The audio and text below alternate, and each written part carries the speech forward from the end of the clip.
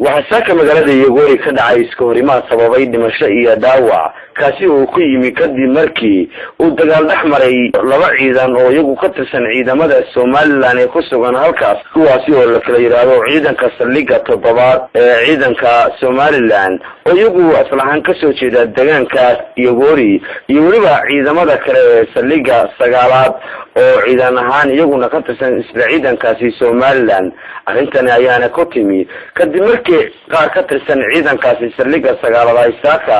iyagoo ku qamaamaya ay soo gaareen magaalada Yogoori halkaasi oo ay dhibaato ku dhaxmartay qaar ka tirsan dhalinyarada magaalada iyo waliba ciidamada saldhigga toddobaad arintani ayaana la xiriira kadib markii khilaaf ku aadan dhinaca magaalada gudaheeda ay ciidamadani isku fahmi waayeen taasi oo sababtay in markii dambe ay arintani faraha ka baxdo oo ay ciidamadii halkaasi dagaal ku dhaxmaro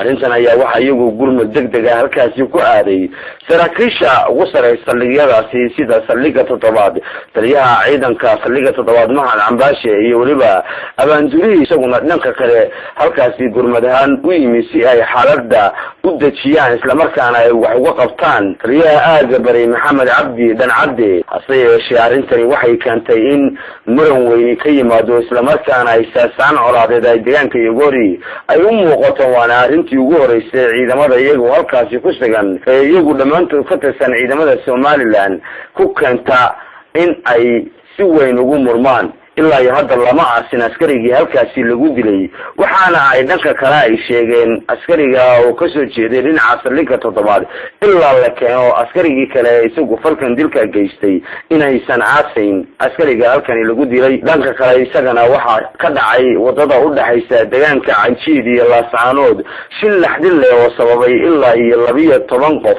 oo ka tirsan saldhigga toddobaad ee ciidamada Soomaaliland in halkaasi dhaawac weyn ka soo gaaro halka askarina uu ku geeriyooday xogogaal oo xaaladda ciidamadaasi dhaawaca ay u xaqiijiyeen TV-ga caalamiga Universal TV in ay askartaasi xaaladooda qaar ay il daran tahay isla markaana loo qaaday dhinaca magaalada Burco Cabdiqani Xasan Faarax Cabdiqani Gadari